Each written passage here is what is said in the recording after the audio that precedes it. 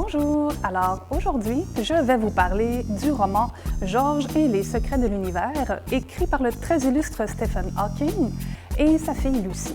Alors, dans ce roman, on va suivre les aventures de Georges, qui est un jeune garçon de 10-12 ans à peu près, qui vit dans une famille très écologique, qui sont autosuffisants, qui sont contre la technologie. Par le hasard des choses, va rencontrer des voisins qui sont très férus de technologie et ont, entre autres, un super ordinateur qui s'appelle Cosmos et permet de découvrir l'univers. Alors, au travers de ce roman qui est bourré d'aventures, Georges, grâce à cet ordinateur, va découvrir tous les secrets de l'univers, donc le fonctionnement des atomes, de quoi est composé le système solaire, qu'est-ce qu'une comète, par exemple, ou les trous noirs. Et évidemment, comme dans n'importe quel roman, il y a un méchant de service qui va vouloir s'emparer du super ordinateur pour l'utiliser à de mauvaises fins, bien entendu. Ce qui est extraordinaire dans ce roman-là, c'est que tout au long de l'histoire, on apprend beaucoup de choses sur le fonctionnement de l'univers. Stephen Hawking, en fait, a réussi à vulgariser, à rendre accessible un savoir qui peut être assez complexe. Tout au long de l'histoire, on va voir des petits encarts pédagogiques qui vont expliquer justement de façon plus poussée qu'est-ce qu'un atome, qu'est-ce que le système solaire, qu'est-ce qu'une ceinture d'astéroïdes. Tout au long de ce roman, on récolte comme ça mille et une petites informations super intéressantes sur l'astrophysique. Alors voilà, Georges et les secrets de l'univers.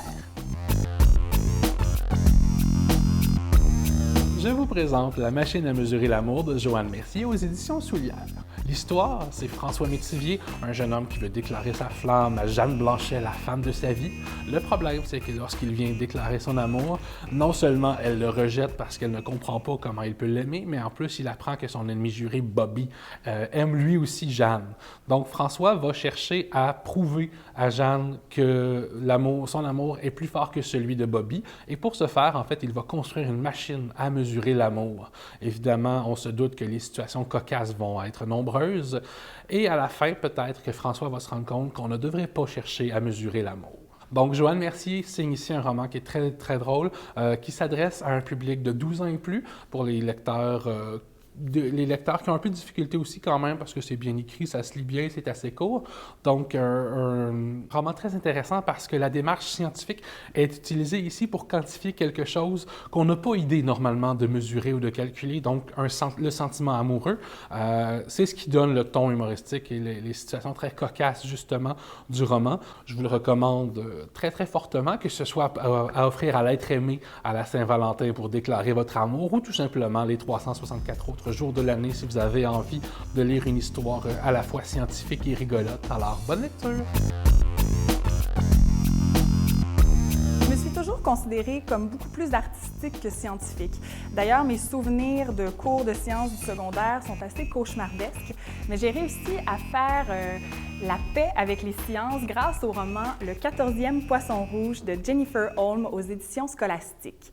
C'est l'histoire d'une jeune fille prénommée Élise qui, un jour, en fait un soir, sa mère revient de travailler et c'est une professeure de théâtre un peu excentrique et elle est accompagnée d'un jeune adolescent qui est habillé comme une personne âgée, là, vraiment un look vieillot. Puis on réalise que ce garçon-là, c'est en fait le grand-père d'Élise qui est un scientifique qui a trouvé une formule pour rajeunir. La force de ce roman-là, c'est vraiment dans les personnages colorés qui sont à la fois fantaisistes et réalistes. On s'attache beaucoup à eux. Puis, en fait, aux relations qu'il y a entre chaque personnage. Donc, entre autres, avec la mère et le grand-père, où il y a des situations très cocasses, où le grand-père fait la morale à sa fille, qui est beaucoup plus âgée que lui. Mais la plus belle relation, c'est vraiment celle qui se développe entre le grand-père et Élise, où vraiment il va lui faire découvrir sa passion pour les sciences. Il y a un côté éducatif, mais c'est tellement bien amené qu'on ne se rend même pas compte qu'on est en train d'en apprendre davantage sur Marie Curie, Louis Pasteur, Newton. Il y a un côté aussi philosophique au roman, où on aborde entre autres le fait que parfois des inventions vont être utilisées à mauvais escient et ce n'était pas du tout la première idée du chercheur qui l'a trouvée ou créée. Puis moi, en fait, j'ai réalisé que les artistes et les scientifiques, en fait, on est mués par la même passion, c'est-à-dire celle de croire au possible. Et ça, franchement, ça me séduit totalement.